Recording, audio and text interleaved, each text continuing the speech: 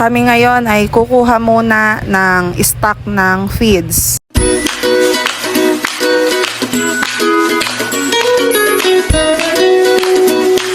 Ngayon ay June 18, 2024.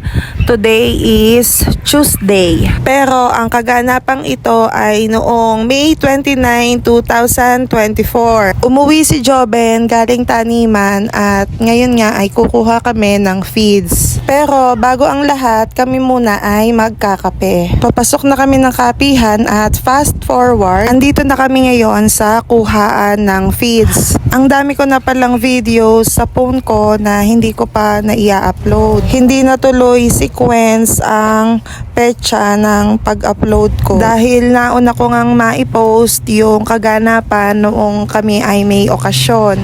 So, eto na nga, kami ay kasalukuyang nakuha ng feeds. Tuwing nauwi siya mula sa taniman dito sa amin, doon lang ako kumukuha ng feeds kasi nga ang gamit namin ay ang kanyang pick-up para maraming mailagay. Kaya sinasamantala ko na ayan, marami kaming ikakargada. Sa ibang nagtitinda ng mga feeds ay kokonti lang yan dahil yan nga ay umabot ng 40,000. Every 2 weeks ang aking feeds ay nakuha ako ng 20 to 40,000. Kasi ang aking mga feeds lang naman ay kung ano yung kailangan ng area ko.